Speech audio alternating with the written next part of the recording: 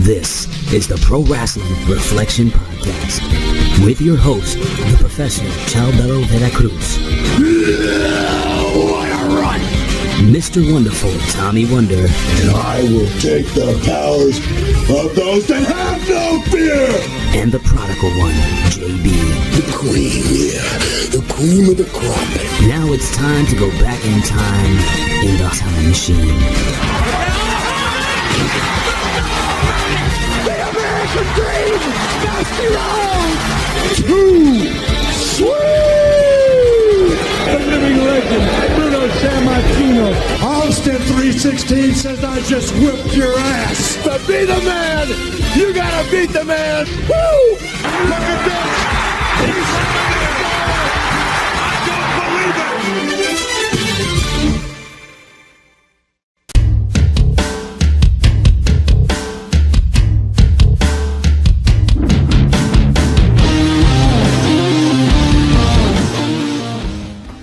What is going on there, Reflectionites? What is going on there, Big Vito Whites on the Big Vito brands?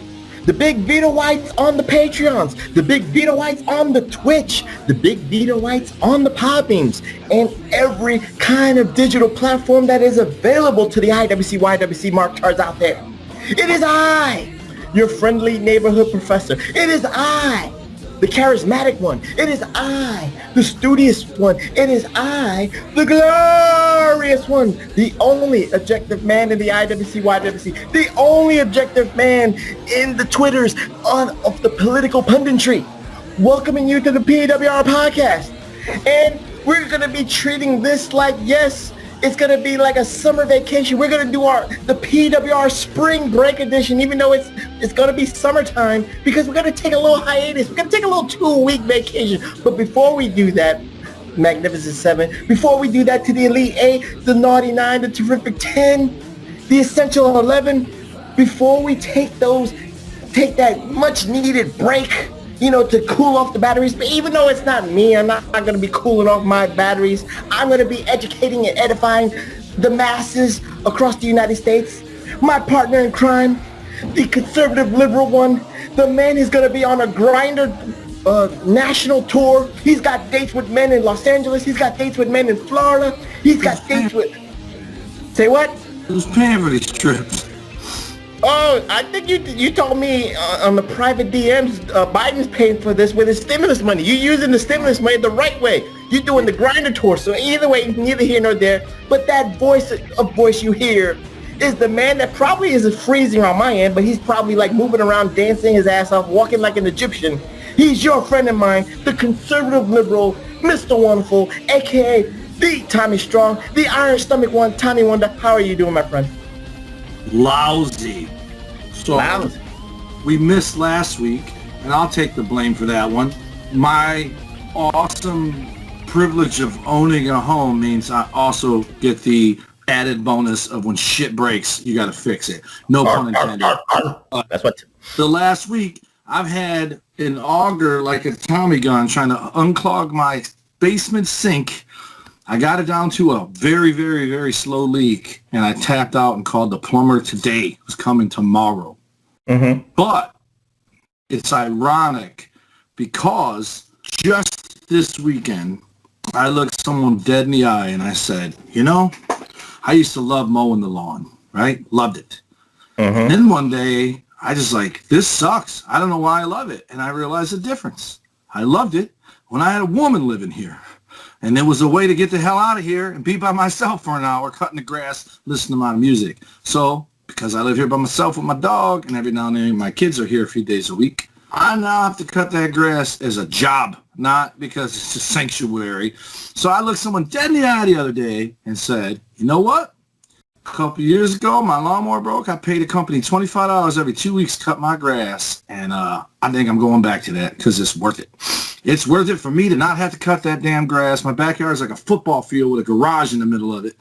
And so what happens right after I utter those words? Plumbing problems. Mm-hmm. And that's just going to cost me a couple $100 at least, I'm sure, tomorrow. That is a tough break. Cut the grass.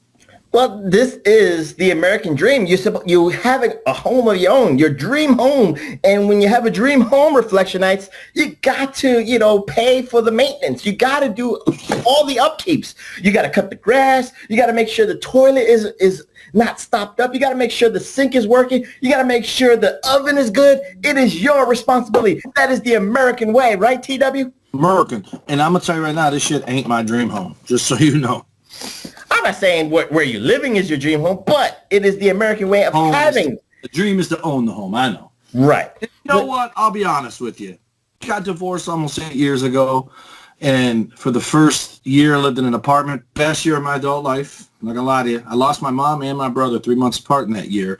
That aside, summer of 14 was a pretty wicked, awesome summer for the king of the nighttime world. Then from there, I wasn't sure if me and my roommate were going to renew our lease. He decided to wait to the last second to tell me we weren't. So then I had to scramble to find somewhere else to live.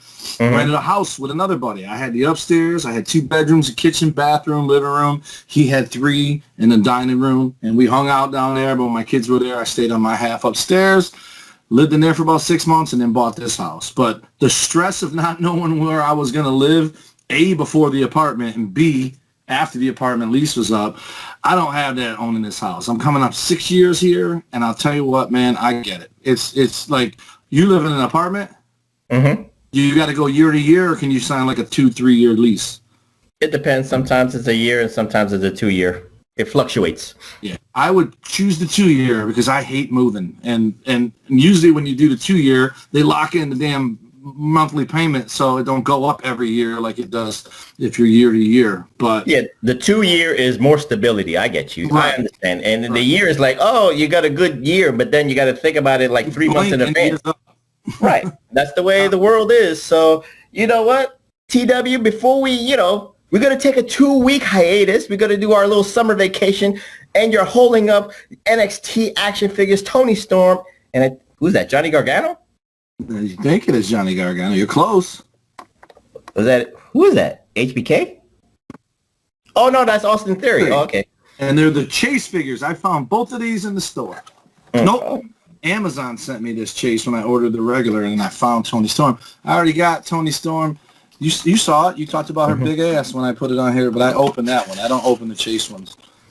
And then Reflectionites, I warn you because, I think he's got like 3 sets of Tony Storms. That's the good one that he's going to keep. I do have 3 Tony Storms. Yeah, there's one good one for collector's purposes, and there's one for Tommy Wonder purposes in his bedroom that is used and abused. You would call like Law and Order SVU because there'd be a crime scene on that.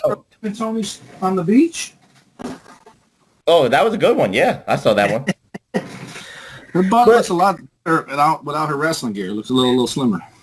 Well, I think the picture angle was very bad. But anyway, let's get into this before we go on our little summer hiatus, TW. Are you ready to go on a little nostalgic trip, even though it's not 10 years as I define as old school? Yep. Well, we're going to go 9 years. What do you mean? It's 11 years. No, it's 9 years. If you look at the date of this, we're going to go back to... That's what I meant. That's what... Your math you failed. 11, and you corrected me that was 9 before we went to record. You failed math miserably, but we're going to go 9 years ago here, Reflectionites, and we're going to do what I wanted to do, and it's more of an homage to this company, but also more of an FU to the IWC, YWC, TW, because, I have a bone to pick with the IWC, YWC. You know me. I don't like Mark Tars, and sometimes Mark Tars are front runners. Mark Tars are selective. Mark Tars have amnesia. Mark Tars don't give credit where credit is due. Do you agree with that, TW? 1,000%. So we're going to be doing... I don't like the word, but yes, 1,000%. Right. I know of which you speak of. Yes. So we're going to talk about Ring of Honor Wrestling Reflectionites. Yes, I know some people in the IWC, maybe even the Magnificent Seven, the Elite Eight, either you don't know about Ring of Honor or you don't watch Ring of Honor. I respect that. But you know what? We got to put some respect. No, not respect with a T at the end. We got to put some respect with a K at the end, TW, on Ring of Honor because they did a lot for the professional wrestling game in the 2000s. And with this particular episode from June of 2012, Look at the cast of characters that are there, TW. The cast of characters that are that have went to Impact Wrestling. The cast of characters here that went to NXT and WWE. The cast of characters that are involved with probably AEW, TW. I mean, people are forgetting. They're sleeping on not the history of Ring of Honor, but the credit that Ring of Honor deserves. You know, Tony Khan gets all this credit for the Forbidden Door, but Ring of Honor was doing an open door policy since the 2000s. Because of the open door policy, we got like Impact Wrestling and Ring of Honor working together in conjunction. We got Ring of Honor working in conjunction with Combat Zone Wrestling, even though I don't like that organization. And here in the 2010s, TW, Ring of Honor was working with New Japan almost religiously. And in this episode alone, we have the cast of characters like Kevin Owens. We got Adam Cole, baby. We got Steve Corino. We got Cedric Alexander. We got Roddy Strong. We got Truth Martini. I mean, the roster was stacked, TW. But, people go on to the next best thing. They go on to the flavor of the moment. Now, I'm not mad at wrestlers doing the business thing, TW. Don't get me wrong. I mean, if WWE is going to call you, TW, and they're going to pay you an X amount of dollars, guaranteed money, a 2-3-year contract, and that's way more than what Ring of Honor is paying for you, I understand that. But I'm talking about the fans. The fans have literally abandoned this organization. What say you, TW? Not only that, let me throw my coals on the fire. Adam Please Cole. do. I'm sure you didn't say his name, damn it. But I kept holding his figure up and you just wouldn't say Adam Cole. But anyways, here's the other thing. This show in particular, Adam Cole, Kevin Steen, Roderick Strong, Kyle O'Reilly, who was just as terrible on commentary then as he is talking today, 9 years later, Cedric Alexander. I'm surprised Kenny King's never made it to WWE, but the world's greatest tag team. And there's probably many more. Bottom line, all these guys were internet darlings. The YWC loved all of these guys. Everyone I just named is in the WWE as we speak, with the exception of Charlie Haas, but Shelton Benjamin is, ironically enough, feuding with the guy he wrestles on this show, Cedric Alexander, who he was teaming with not too long ago. So you have the same guys having the same matches, because they're not having bad matches. But these same people, the second WWE is signing their check, they turn on them. They turn on them. They flat out turn on them. And that's what makes me laugh, because all these, like, how many Bullet Club guys were in WWE? Oh, they're wasting them. Because apparently, I think to satisfy the YWC, the best thing you can do is just give everyone a belt. And then everybody's happy, because they don't understand that only one person can hold a title at a time. But that's not enough, TW. A belt's not enough. I know it's not enough. And it's sad to me. I just don't get it. And then you got Kevin Steen, Kevin Owens, not a fan here, not a fan there, not a fan anywhere. That's Dr. Seuss. But he to me is Scott D'Amore wearing Tommy Wonder's wrestling gear. Me and my buddies talk about it all the time. But people love them. Michael Elgin's there. He's cancel cultured. I think Davey Wolf, is that the guy he beat? He was champion. Davey Richards is now he took a hiatus. American Wolves, right? Right. Davey Richards is now in MLW, Major League Wrestling. Oh, he came back? Yes. I thought he retired to be a fireman. He did, but now he came back. He has the itch to come back. Eddie Edwards, is that his name? Eddie Edwards is in Impact Wrestling. But I mean, he's on this show, as I'm saying. Right. Almost everyone on this show, and I was going to ask you, but once I saw it was 2012, that's for sure, because by then Kurt Angle was an Impact. That's correct. This is Haas and Benjamin went there after the WWE, and I was stunned that they were able to call themselves the world's greatest tag team, because you would think that would be copyrighted. But it was good, and I like the presentation of it. I'm not a big Kevin Kelly guy, who also New Japan guy. I think the presentation, at least of this episode, fun fact, I never ever watched Ring of Honor until this year, or maybe 2020. I finally watched one, and it was all tag teams. I think we talked about it. Every match was tag teams. On the episode I watched, it was a Friday night. I actually caught it on TV one day. But two guys on this episode are one. Well, actually, both of them. I've known them both since they started in the business. I'm not really sure where Jimmy Jacobs went to wrestling school at, but Truth went to Al Snow School in Lima, which is where I lived. That's where me and Travis met. I lived there every weekend. I would leave Detroit, go down to Lima unless I was wrestling somewhere else. And so I've known Truth for 25 years, 20 years, and Jimmy Jacobs too, both of which are absolutely awesome when I do see them these days. They've never gotten the swollen head. And Jimmy Jacobs at a really, really young age, because he came around when I was probably 5-6 years in the business, he was successful quick. And I mean, he even made it to WWE as a writer. And now I think he's with AEW, or is he Impact? He's a writer in Impact Wrestling now. Okay, yeah. So he's met Scott obviously around here, but Truth, I just saw him within the last 6, 7, 8 months. He's not with Ring of Honor anymore, I don't believe, but he's got a school here, House of Truth Wrestling Academy. But this whole show literally could be an NXT show. It's freshman year NXT, and now current is like, I mean, you got Kyle O'Reilly talking smack about Adam Cole on commentary. Which, by the way, I got a question for you. I know we're going all over the place because I think you're doing boardroom style with this. Adam Cole wrestles a guy named Mike Mondo, I think his name was. No Fear Mike Mondo. Never heard of him. And this guy. You've seen him. What are you talking about? You've seen him. Where?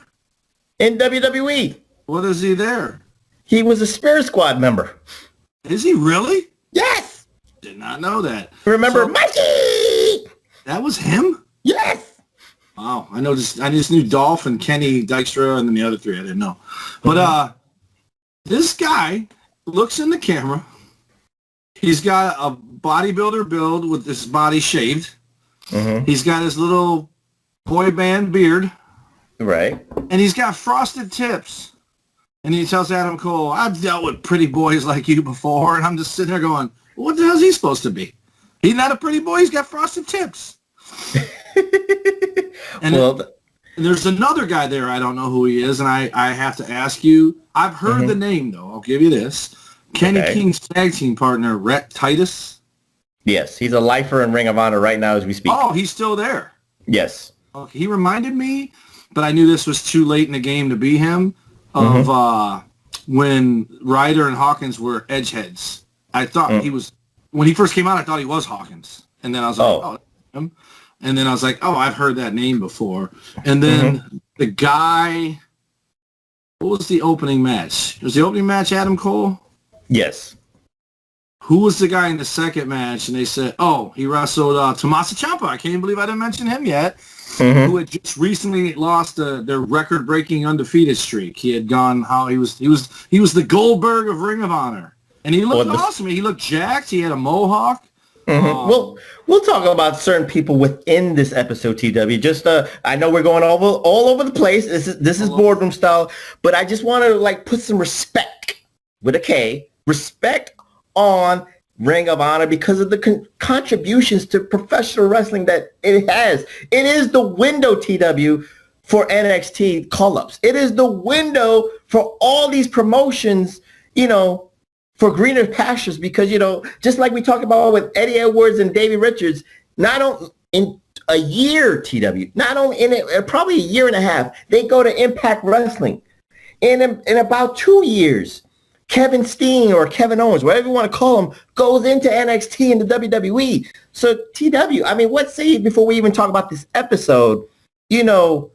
What could have been if hindsight's 2020? What could have been with this organization if Sinclair Energy, the company, Sinclair Communications, the company, the billion-dollar company, they got more money than WWE. They got more money than Vince McMahon. They got more money than the Khans. If they just put the resources and made Ring of Honor a bigger deal. What say you, TW? There's two problems. One, they didn't have the ambition to do it. Two, they let guys like Jim Cornette, no offense, Truth Martini, and Kevin Kelly, and whoever else was helping write it, who also didn't have but here's the thing. I'm going to say this. The difference between Ring of Honor and AEW for me is one of them was fine being the alternative and also the spawning ground for people to, because at that time Impact was a number 2. Mm-hmm. They were fine with that, and they were awesome, which I think NXT is good at this too, at losing someone and replacing them with someone else. Because what they do is you have the guys on top, but then you also have stuff going on the bottom. So when the top guys go, boom, you throw those guys right up on top. And then, because, I mean, look at it. Tommaso Ciampa and Gargano were tag team. Next, you know, they're the main event for the world title, or the NXT title. Tommaso Ciampa gets hurt. Adam Cole and Gargano are now the main event. And even though Gargano stepped back to the North American, he is now back in the main event with what they're doing now. And then Ring of Honor did that. So they were, and say this, I'm not a fan of the Briscoes, and apparently Rhett Titus does it. You have guys who just stay there because they're also happy being there. It's almost like ECW, because I think ECW was never had delusions of grandeur of ever toppling WWF or WCW. They just wanted to exist, right? And Vince was helping them exist longer than they had money to do it on their own. And I think that's what Ring of Honor was. And I respect that.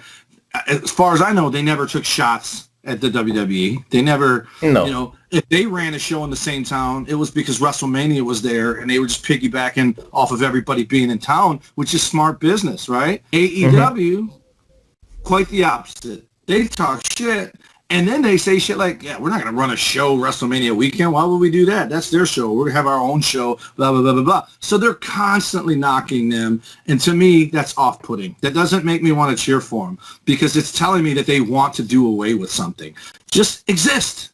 Coexist, and just run your shit, and people will like it every single day on the Hustle page. Every single day. And also those little Facebook news where they show ringside news and wrestle news and whatever other, some kid in his basement who's a reporter because he's been a wrestling fan for 30 years or whatever it says on there. Right. Every single day. And you know what? A-Track's going to probably disagree. Every single day. Even if it starts off with a guy, like I do it on purpose, I'll admit it, I troll on there all the time and say something shitty about AEW because it's like feeding the fish at Cedar Point. You just throw a pellet in the water and 900 of them come, right? Of course. There is not a day that goes by where if AEW either botched something, there's 100 people on that page defending it, or moving the goalposts and what about when the WWE gave birth to a hand? You know, they can't let AEW take criticism without having to throw a shot at Vince. The second someone posts something pro WWE, they attack it. And which is funny to me because for all these people to say they don't watch the product because it sucks, they sure know an awful lot about it for them to come in there on a dime and start talking about it in a bad way. It's funny, too, because, you know, especially with today's social media and Twitter, you know, and before we even, again, Reflectionites, this is boardroom style before we go on our summer break or summer hiatus. So, you know, we've been drinking, we've been smoking the weed. Thank you, Greenpeace 420, our newest Reflectionite, for providing the professor with the weed, providing TW with the weed. But we're not going to smoke it on the Twitch. That's, you know, because we don't want to get canceled on the Big Vito brand. But neither here nor there. With the social media people, you know, especially ratings and stuff like that, you know, why, you know, I don't care about ratings anymore. Ratings are superficial to me now. But you know what? It's the same thing. If the ratings for Raw is smaller, the total viewers, you know, if the total viewers are smaller, I actually retort back and say, well, you know, the demos make them still top 10, which means that's money, right, TW? Right. So when AEW's ratings could slip, they don't talk about, right. When they slip, they don't talk about the total viewers like they do with Raw.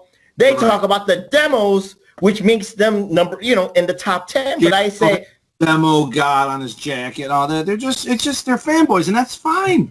No, it is fine. Good things about them without then taking a shot at Vince McMahon. That's what I don't understand. And then get all red ass when someone takes a shot at AEW. Guess what, pal? You're inviting it. You're absolutely inviting it. It is the nature of the beast. That's what it is in being a fanboy. And I was guilty of that as an ECW mark. I wanted WWE and WCW to go out of business myself. I was pro ECW, but I've grown. So I know the mentality of the AEW fanboys. You might not think so. You might not think so, Reflectionites and Mark Tards out there, but I do. I understand it more than you think about. Let's get into this episode, TW, of Ring of Honor from 2012. Almost 9 years to the day of this. Oh, well, I see my reflection. I'm looking good on the reflection, but that's Johnny Morrison. The drip. Oh, that's it. Is it Edge? Oh, okay. Edge. Well, I saw Johnny Morrison. Again, I can't. Okay, I see it now. You saw the jacket, probably. Yeah, that's what it is. But anyway, TW, let's get into this Ring of Honor episode. We talked about Kevin Owens, a.k.a. Kevin Steen, and while he's holding up a Macho Man edition of an action figure, a Chase edition, which is looking good. Oh, yeah, dig it. TW, you talked about Kevin Owens, a.k.a. Kevin Steen.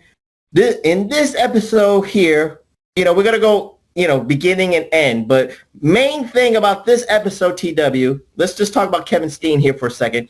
He, fulfilled a destiny. He fulfilled a dream. He defeated he fulfilled the prophecy. He defeated Davey Richards at a Ring of Honor pay-per-view in his hometown of Toronto, Canada.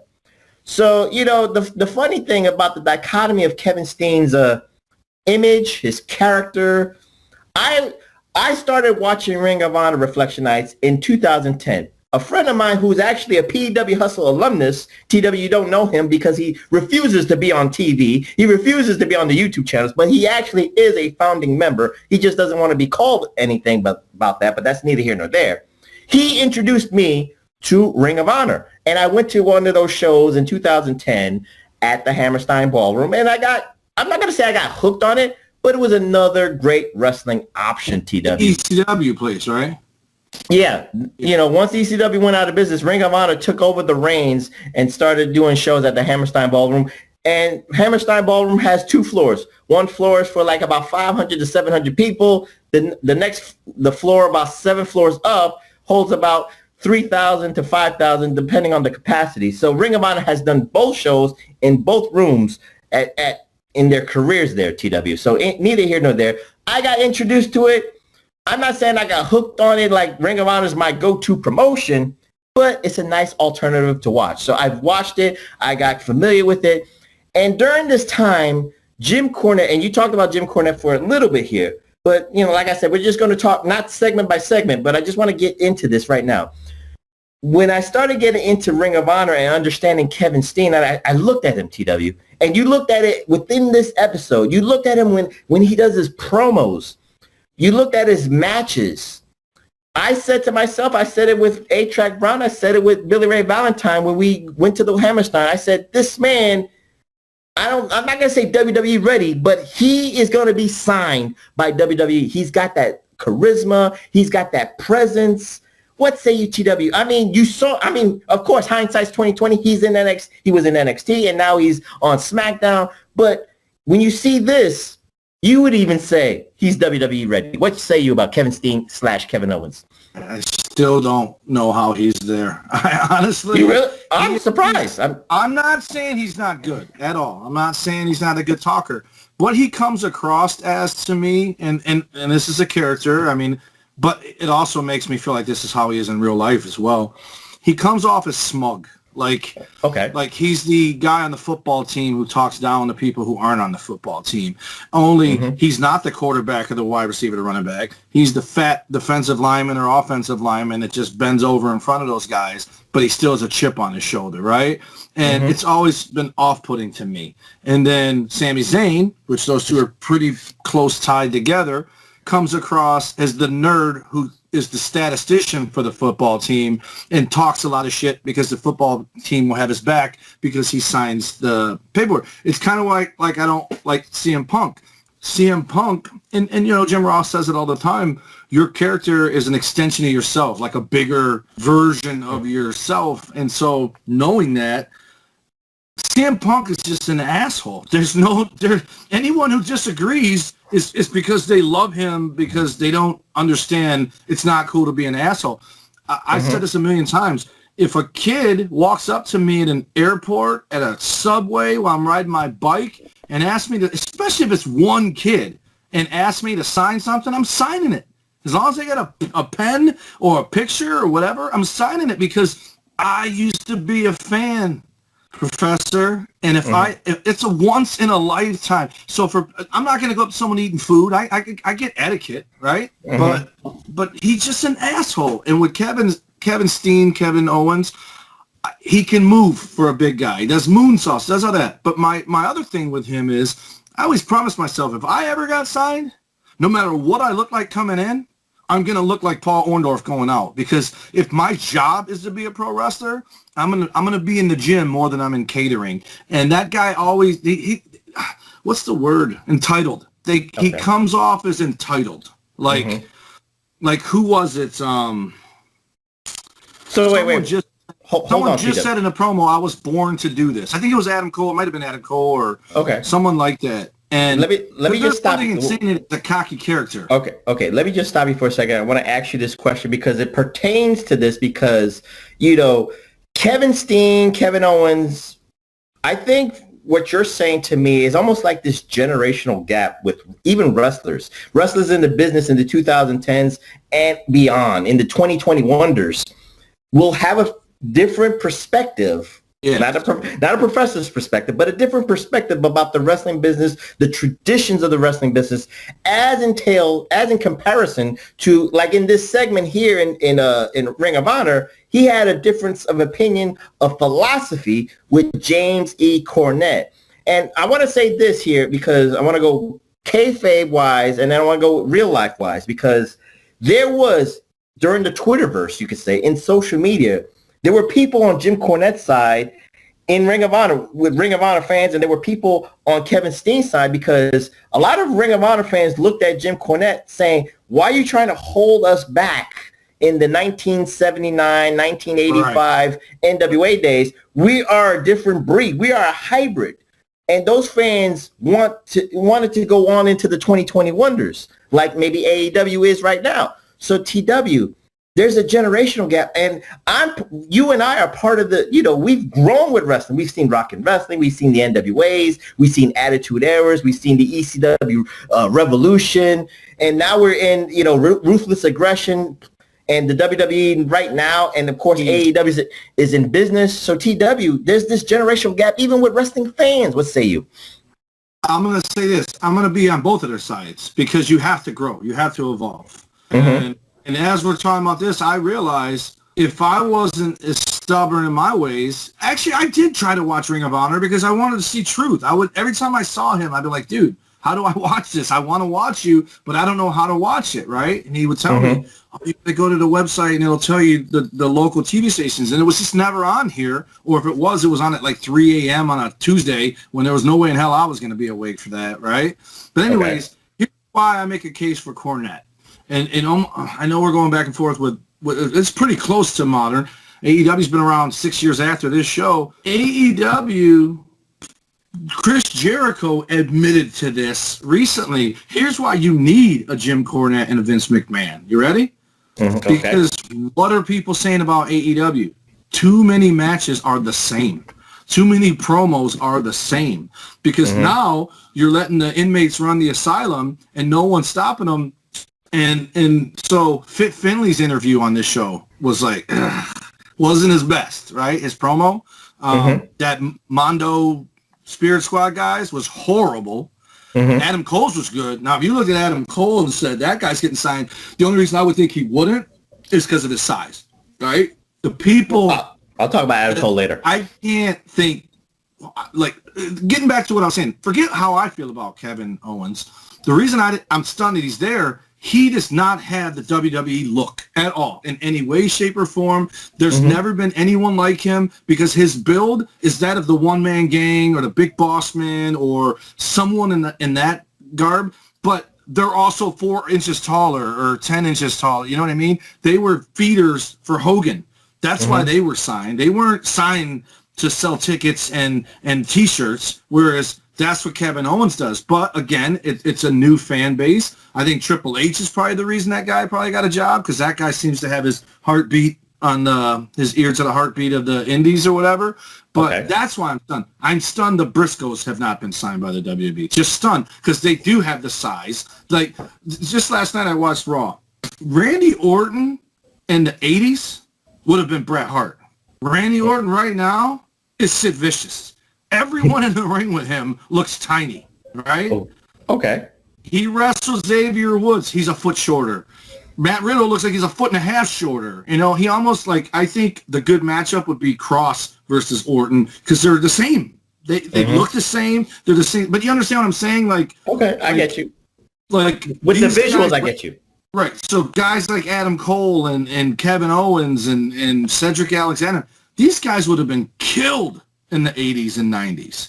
Mm-hmm. But because of indie wrestling, there's more guys like them, so they get to wrestle on the top spots and all that. But what happens when they bring in Brock? Those guys get murdered. AJ gets murdered. Finn gets murdered.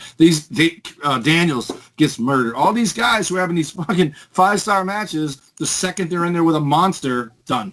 And that's why Kevin Owens, for his, and I mean, he literally looks like he just came out from a baseball card show selling you cards and said, hold my bag, I got to wrestle. You know what I mean? Like, he doesn't put any effort in his look whatsoever, like at all. It looks like a stepdad at the beach. Well, I will say this, TW, in I'm not defending Kevin Owens, but he did have certain backstage issues with James E. Cornette, and James E. Cornette was not even really right.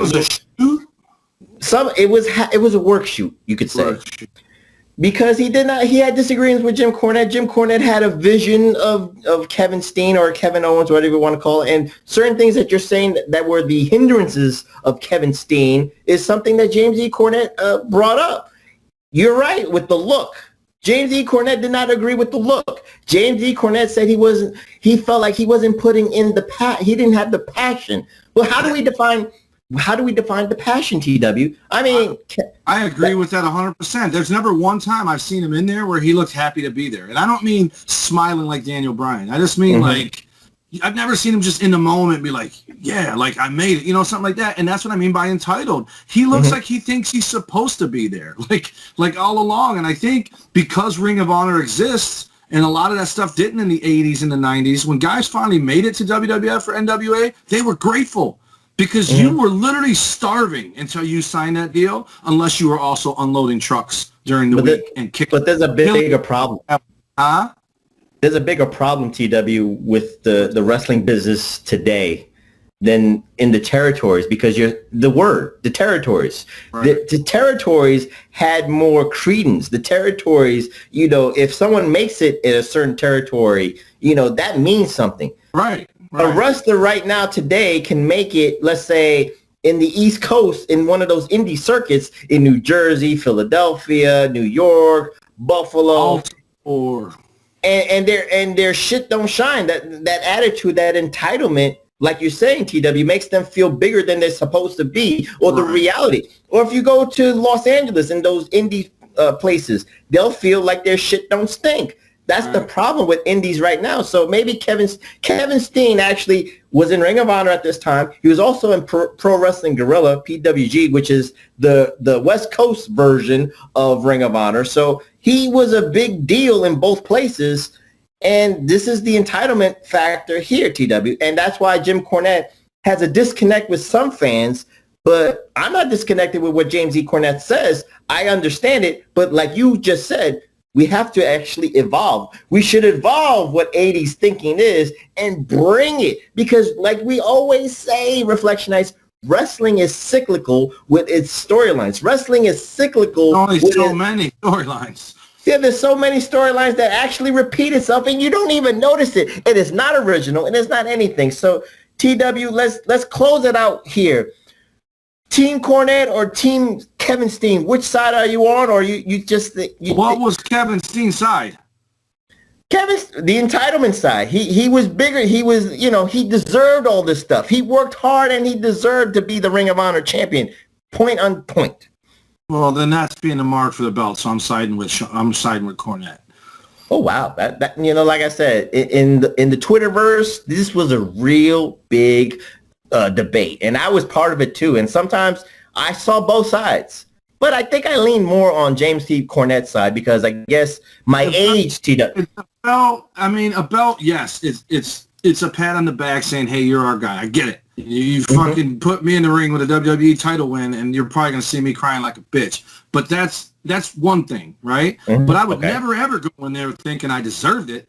I would go in there thinking, holy shit, I can't believe I'm in this match. And then if I'm going over on top of it, there's going to be some praying. There's going to be lots of gratitude coming from me. And that's where, but here's the thing. You said something, and I'm going to disagree with you on this, because you said today's guys have the sense of entitlement. I think there are guys who don't have the sense. I think there's guys that just bust their ass and are happy to be there, but also while they're there, I don't feel like Johnny Gargano feels entitled. I don't even feel that way about Adam Cole. I think Adam Cole just goes out. I'm not saying if you're in WWE or NXT. I'm saying indies. If you didn't even make it. No, but I mean, there are indie guys that made it. Kevin Owens still comes across that way, as he did in Ring of Honor. He still comes across that way to me. Okay. Sami Zayn is probably worse than him. That guy should buy a lottery ticket because he's the luckiest guy in the world, and probably is there because of Kevin Owens, right? He probably wouldn't be there otherwise unless someone else was his buddy. But that's like Edge got signed first. Next, Christian and Rhino got signed first. And then Joey Legend got signed. He just didn't work out. He's over in Germany now. But Edge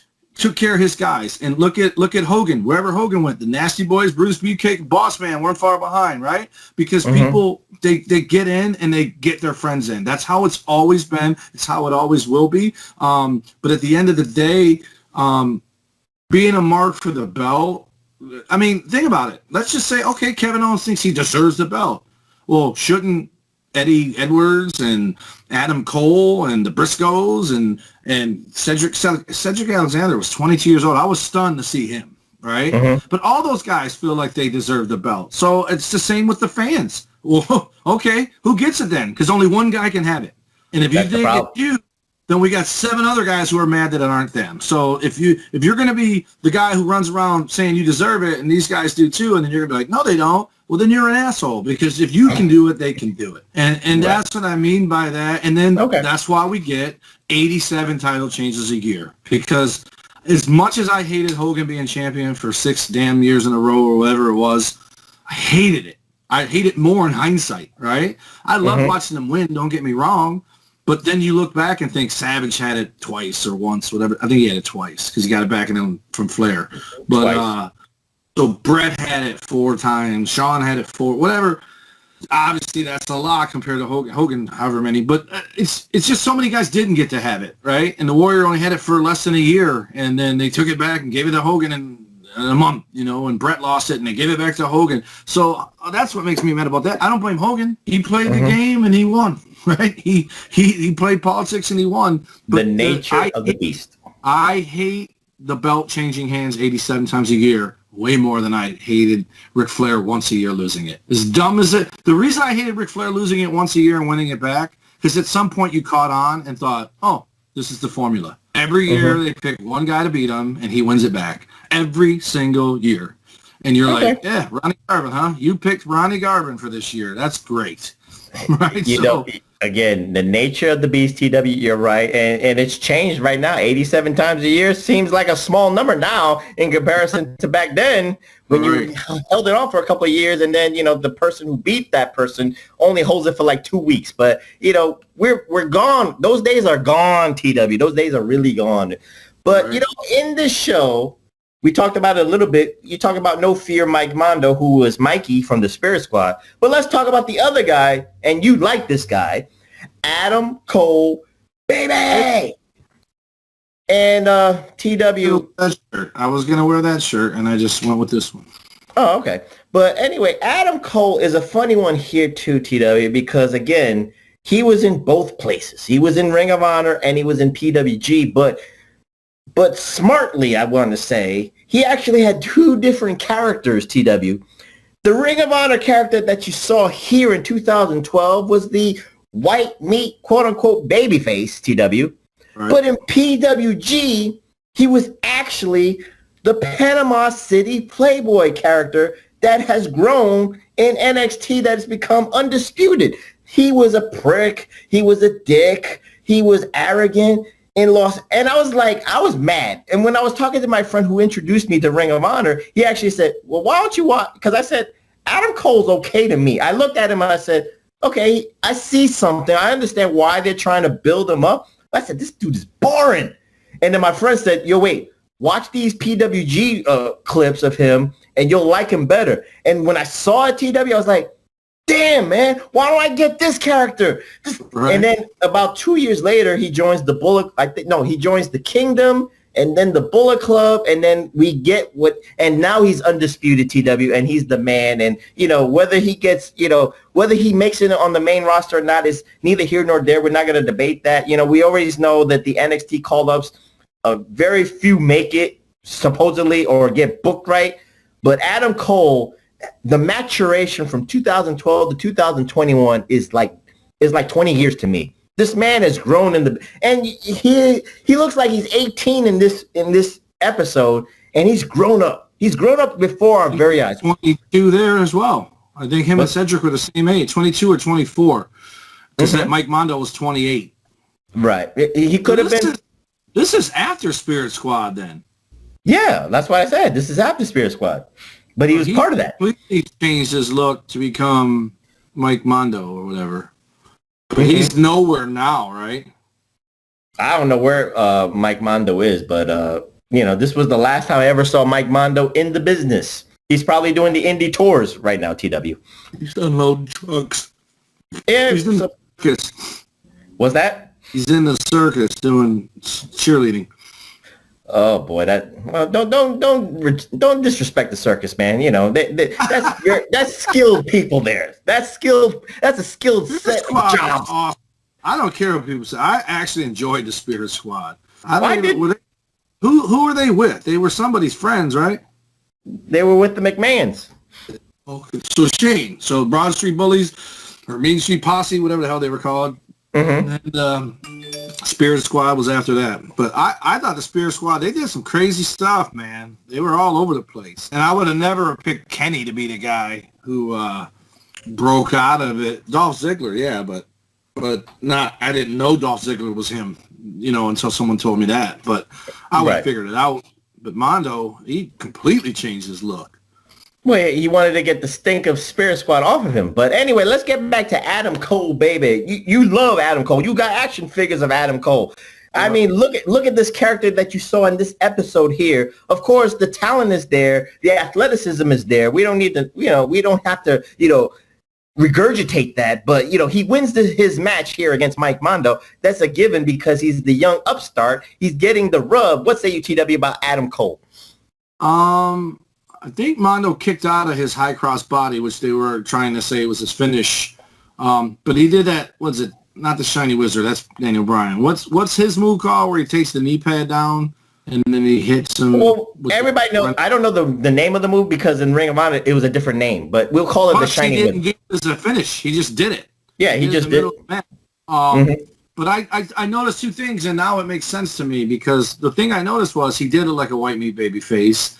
And he almost looked like the young Bucks when they're fake faces. Like, you can tell they would rather be heels. And you could tell he didn't, like, he tried to do the wink and the smile or whatever.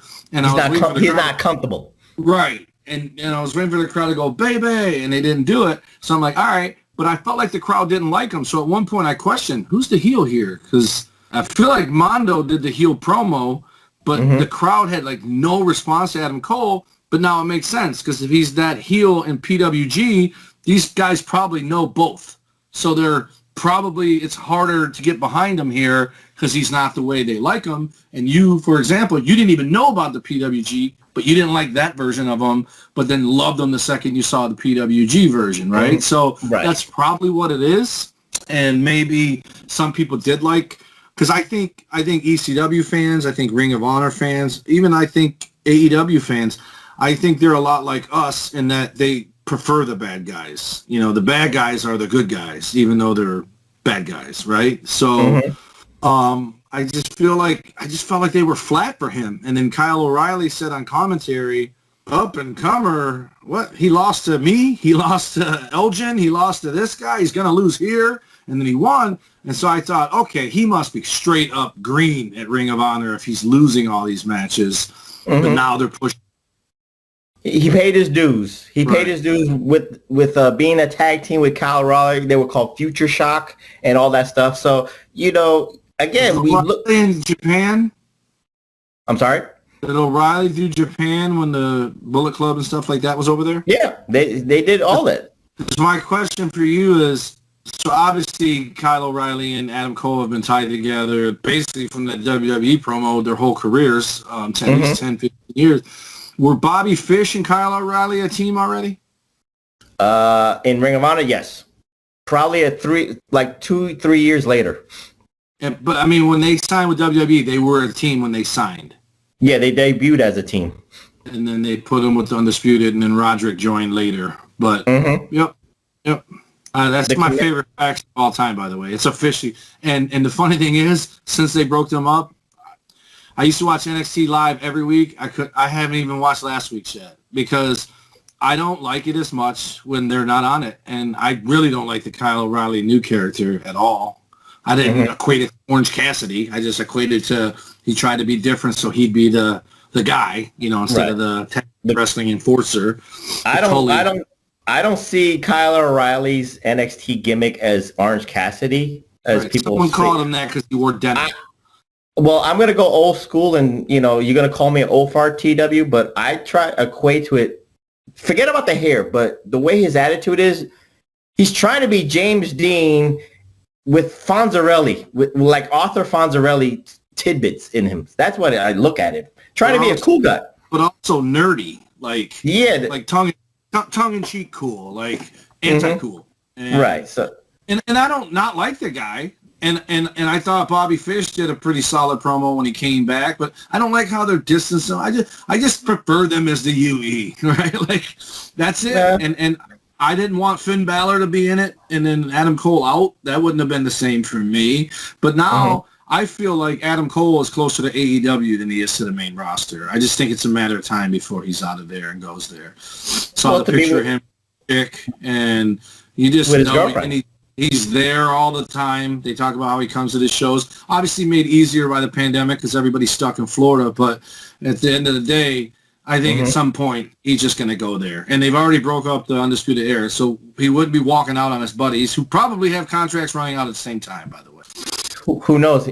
But he wants to be with his girlfriend. So I can't knock him for that. So, his girlfriend's in AEW. So I'd rather her come here than me go there. That's another story. Okay, but we talked about there's tag teams, TW, and Ring of Honor was prevalent with the tag teams. You saw the world's greatest tag team in this episode, even for a small tidbit, the Briscoes, and especially here, the All That Express against the CNC Wrestling Factory. That's Cedric Alexander and Caprice Coleman, TW. Ring of Honor, where Impact Wrestling dropped the ball in its tag team division when they always were stout about it with the Dudley Boys and Beer Money and all that stuff. Ring of Honor picked up the mantle, and in the 2010s, TW, they had some great tag teams. Kings of Wrestling with Cesaro and Chris Hero. You got the world's greatest tag team. You got the Briscoes. You got the Wolves. I mean, TW, they had a great tag team division, and these two teams, the All Night Express with Kenny King and Red Titus and CNC Wrestling Factory, are actually the bottom feeder of the tag team division. This is, again, a great example of there's a difference between, as I say to people, with AEW's tag team division, it's not deep, it's focused. Ring of Honor's tag team division was deeper, because I can take this match between these bottom feeders. I don't want to disrespect the TW. I'm just trying to give you a picture about it. But entry level. Call them entry-level tag teams. They're entry-level tag teams that can make it, and the All Night Express eventually becomes ROH tag team champions. So there was some precedence here, CW. That's why their tag team division is deeper than AEW's of today. What say you, TW, about the tag team scene? Absolutely, and it goes to show you what I'm talking about, right? You got. First of all, every one of them matched. I like that. Even if they didn't have the same outfit on, they were the same colors, right? So they looked like teams. They didn't have everybody Paul Orndorff, their partner, every week, and turn bad guy or good guy on someone to go singles. And this is what I meant, where you got the world's greatest tag teams and the Briscoes on top, but underneath You got the All Night Express and the CNC Wrestling Factory, and then you got the Wolves, who weren't a team anymore then. But they would put guys together to see what they did, right? And some of them became teams. Whereas the modern day version of that is Matt Riddle has had a tag team with everybody. 10 years ago, Jericho had a tag team with everybody, and and they just wait to see what works. Gel, and then they become a team. But I like Kenny King. That's what I said about earlier. I'm surprised because Impact used him as a singles guy. Didn't he end up winning the world title? The Impact world title. He was the X Division champion. But the problem is, and Jim Cornette has always harped on this, that Kenny King's unprofessionalism always creeps up. That's what happened. He was getting the push, and then he left again. He left and went back to Ring of Honor, which probably means they wanted him a job to somebody, and was like, nope. And then he went back or whatever. And right. So it's another Scott Hall. It's another, guys getting in their own way. But I do like that because, obviously the next thing was All Night Express versus the World's Greatest Tag Team at the Worlds Collide or whatever that other pay-per-view was coming up. But you have to do that. You can't tear me up if you want to, fan page, but I think they've gotten ridiculous with the girl wrestling because, the girl wrestling back in the 80s, you had Moolah versus whoever she was beating, and then you had the Jumping Bomb Angels beating whoever they were beating, and before that it was Judy Martin and Lil Kai. So you never had anybody. So every match that had a woman in it was either for the world title or for the world tag team title. They didn't have anybody else to put together. It wasn't like they threw two valets together to wrestle for the belts. Now there's 30 tag teams in the WWE of women. There's 30 singles wrestlers. That new Asian chick in the NXT is going to cripple somebody. I don't know her name, but she damn near killed that chick that looks like Edge. She damn near killed that new black girl that was on there that beat Toni Storm the week before and then got just murdered by whatever her name is. And then I think Toni Storm, no, she hasn't really, but she's just stiff. Doesn't take care of nobody. But anyways, you got to have secondary matches.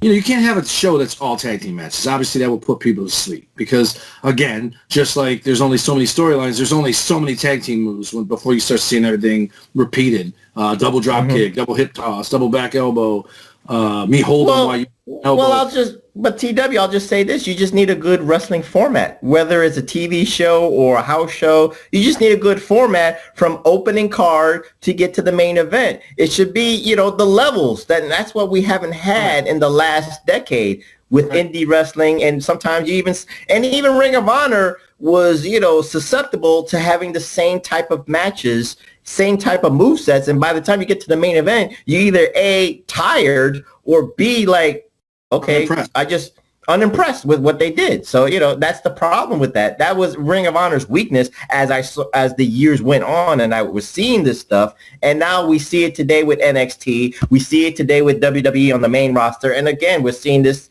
in AEW that people wrestle the same style or they just want to get their shit in. That's the way I'll say it. And that's what it is.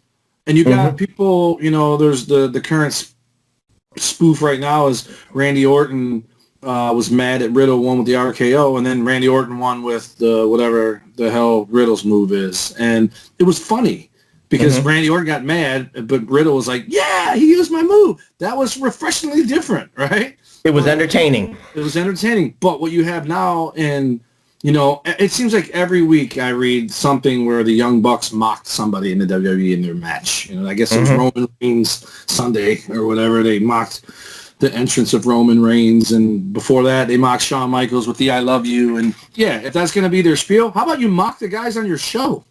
Why don't you mock Chris Jericho so it leads to a match with him? Why don't you mock, you know what I mean? Like, you're mocking people that it just makes you look like another fanboy. Mark the AEW people, the up-and-comers like Jungle Boy and Orange Cassidy, so this way they get the rub. I get you, TW. I understand. But anyways, what you have in these matches is, like, that move is Adam Cole's finisher, that thing where he pulls the knee pad down and throws his knee to your head, right? I see 900 other guys do that move. They just don't pull their knee pad down. Don't even start with the super kicks or the leg slaps, which they do it on every program. I don't know. I think that was a work, that whole complaining the leg slap, because I see it just as much now as I saw it before it was banned.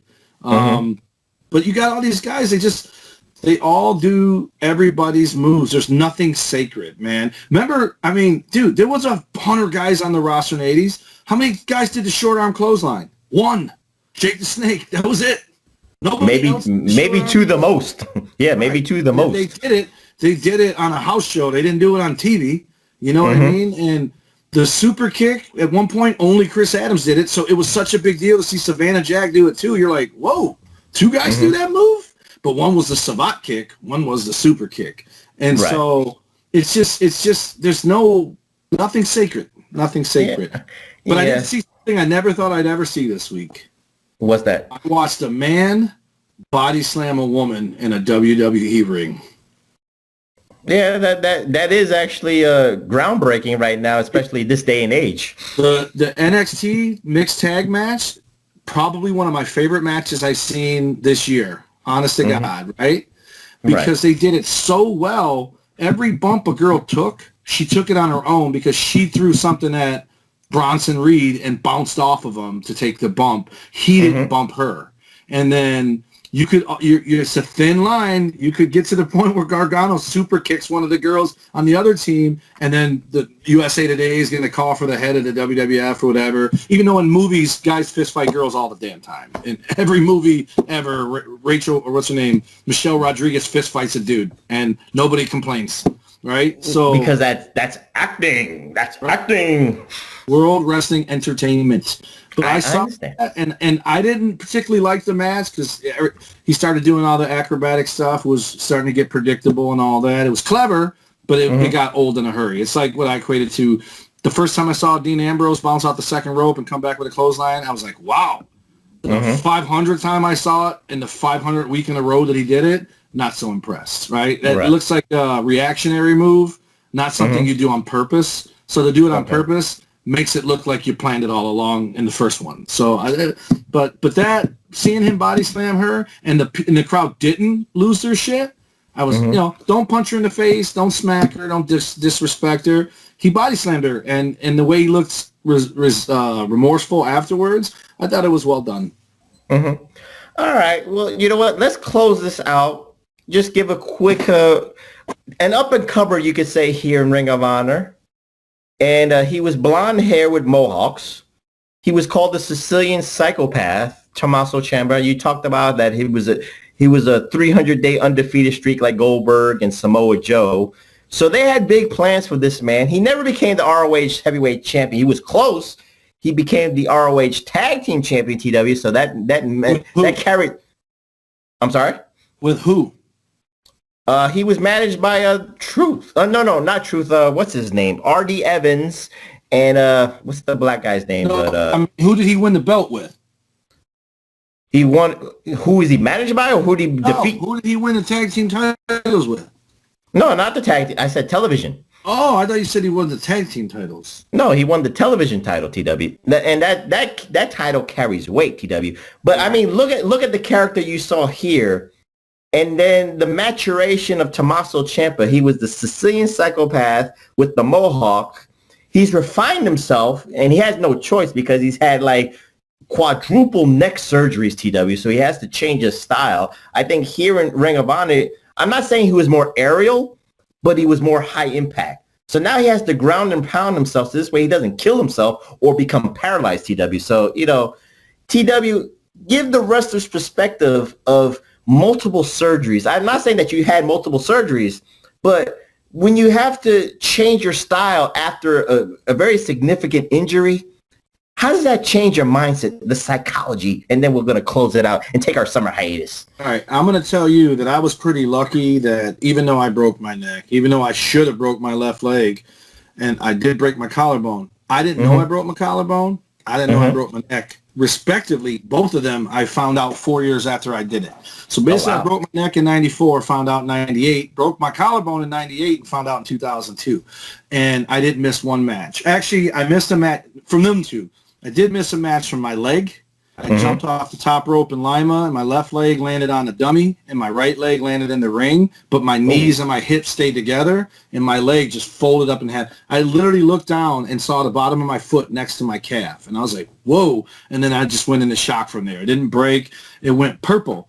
But what happened is, and I can tell you from the broken collarbone, when I broke my collarbone, I was hurt for like a week, but I wrestled a week later. I didn't miss any matches. And luckily, I broke it in the joint. So if you break it right here, like on the bone going from your neck to your shoulder, you ain't wrestling for fucking a year, right? Because it's basically like losing an axle on a car.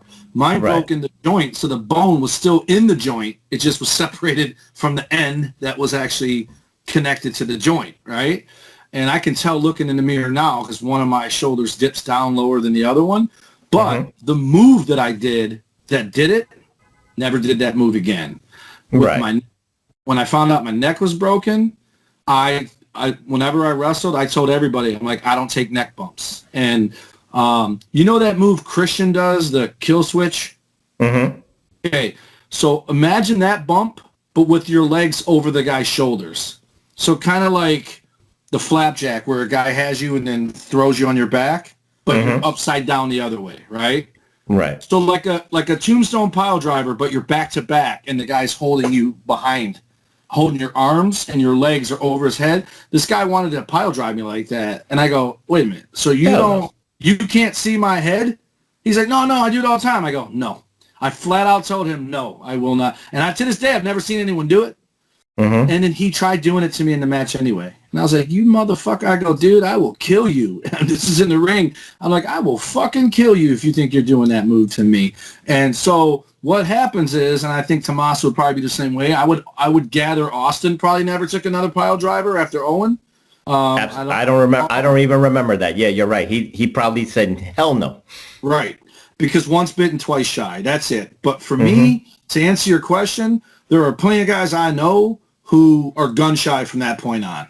Sometimes you get over it, like you go a year and you end up forgetting that you got hurt, and then you're good to go. But one thing the story I always tell is when I first started training to wrestle, nothing hurt. Like every bump I took, even if Scott D'Amore dropped a knee right on my forehead, it would ricochet off and I'd be stunned, but it didn't hurt. And then I had my first 3 matches up in Canada, and then a week later had my first match in Windsor, and then I think a month later had my first match in the U.S. So all those matches, the adrenaline is next level, right?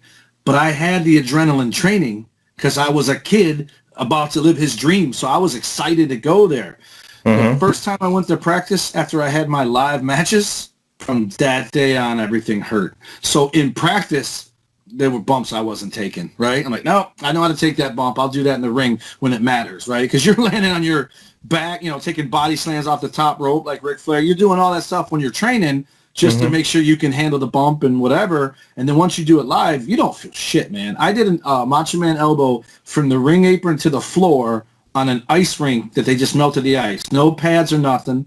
I did it impromptu because when I kicked Rico in the head to make him back up so I could do the running back elbow, I guess Mick Foley did it, but I stole it from Marty Jannetty, where you just spin and hit the guy in the air. Okay.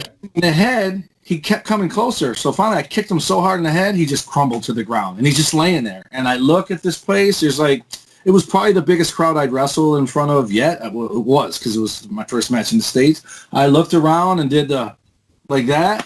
And I did the elbow. When I landed, all you heard was from my hip landing on the concrete. And it echoed through the building. And everybody went, holy shit. And then they started chanting, holy shit. And I sat there thinking, that's going to hurt. And it didn't. I never felt it at all. I thought for sure the next day, I never felt it. Because you're running on adrenaline. Like, you're just like, and the reaction from the crowd made it to where you're like, fuck, I'm glad I did it. You know what I mean? Like, you're not going to... The crowd noise is the crowd noise is the adrenaline / painkillers. You hear it, and you don't feel nothing. That's but the over thing. time, even that doesn't help, and that's where you become Louis Piccoli, popping somas and vodkas. But to answer your question, there are guys who absolutely once bitten, twice shy. You get hurt, there's just stuff you ain't doing no more. And that's why, you know what move I refuse to take? Because I used to wrestle with Petey Williams before he went to Impact. He was actually in our faction, the CIA. He The Canadian Destroyer. Canadian Destroyer, and then now you got 37 wannabes doing it. And I'm like, dude, I ain't letting the guy who does it the best do it. I sure the hell ain't letting you do it. And then now Adam Cole does it off the second rope to this day. And I don't think he did it in that Ring of Honor match. But I watched one recently, and I don't even know if it was Adam Cole.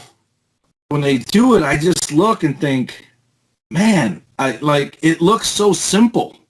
Like I'm trying to figure out who's doing guy who's jumping and then actually flipping you, or are you just doing a front flip and it just looks so much worse than it is? But the problem is that's a similar move that Owen Hart did to Austin. The only difference is they did it standing, not flipping, right? But he did the tombstone, but sat down instead of kneeled down. And so for me, once I broke my neck, once, I knew it was broke, I didn't take neck bumps. I would have worked Coco Beware and told that motherfucker I ain't taking the neck bump.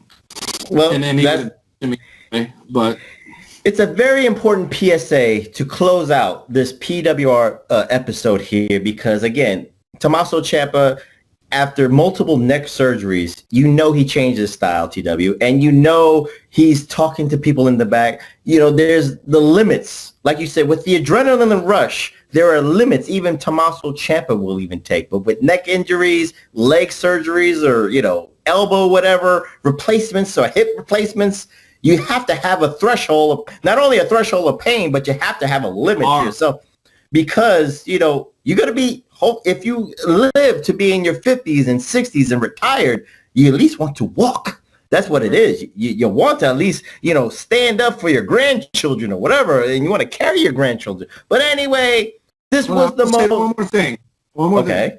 The two guys who had pretty significant injuries, who I honestly, when I watched them, I cringed for them when I watched them take bumps. But I noticed they don't, are Tommaso Ciampa and Daniel Bryan. Every time Daniel Bryan takes a boot to the face or back elbow or gets dropped on his head, I'm like, man, you'd think they would tell them no headshots for him. I feel like he's taken more since he's come back. So I think he's like, fuck it, I'm doing it. I'm going full bore. And if it don't work out, it don't work out. But at least I went out on my own terms, right? And I think Ciampa has had some pretty stiff, violent matches. That Thatcher guy, they killed each other for a while. I don't think that he's in that Panama City pile driver, whatever the hell he calls it, plunge or. I don't recall him taking that from Adam Cole, but I could be wrong. But yeah, he does test his limits. Did they work wasn't it like a 3-way to figure out who was going to fight Finn Balor? Something like that. So but he does test the limits. The bump. Yeah, he does test the limits, TW. So with that, this was the most current nostalgic episode of the PWR in the history of the PWR episode. You know why I wanted to do a Reflectionites? Because, again, we're going on a summer hiatus. So I said, you know what? I'm going to give TW his Christmas very early, a nice 45-minute episode, and it was 10 years ago. Almost 10 years ago. So let's get out of here in style, TW. Give out those socials so we can get out of here and start tanning our asses off at the beaches. Well, the show is obviously at PW Reflection on Twitter. Our good man Big Ray, at Big Ray Hernandez on Twitter. Mine is at Tommy Wonder 19 if you want to fight. If you just want to talk wrestling, it's at the Tommy Wonder. My Instagram is Tommy Wonder 19, and my Facebook there's two different ones. There's Facebook.com/Tommy Wonder, which will tell you Tom Bryant. And then there's Tommy Wonder on Facebook. And then bigvitobrand.wixsite.com. That's WIXSITE.com. And then he has a Patreon for the brand at patreon.com/the Big Vito Brand. And then the Dum Dum Duo and an Idiot on YouTube. We did the fish finally, and we had a poll up to do either shot collar trivia, Death Nut 3.0, which that was the one I wasn't picking until we messed around with those shot collars, and I refused to do the shot collar. I have a video of us practicing. No, thank you. I thought someone snuck up behind me and pinched my neck like a titty twister, and then I'm pretty sure I got a concussion because when it shocked me, my head started hurting on the opposite side of where it hit me. So do not try these tricks at home. Yes, do not try it at home unless, you know, you can sneak away from your parents' house and then do it on YouTube and be stupid. And then at the P1JB for JB, and pretty soon we're putting him on a milk cart. Yeah, we probably will. Yeah, we don't. No, nobody drinks milk, TW. So we have to put on a Hennessy bottle. That's what it is. Put him on a Hennessy bottle. But you can find me. You can find me on my Twitter at PWHustle PROF. That's PWHustle Prof. And of course, follow my brothers in arms, the king of the reactions, 8-Track Brown at 8-Track Dashley, and of course, the man with the documents. He has the documents on Joe Biden. He has the documents on Donald Trump. He has the documents on everybody. He has the documents on, you know, the Rockefellers. He has the documents on, you know, the snake people. That's Billy Ray Valentine at Obi-Wan You Know Me. And again, we're taking a 2-week hiatus. So, you know, we're going to be tanning. TW is going to be on his Grindr nationwide tour. He's got some dates with some dudes.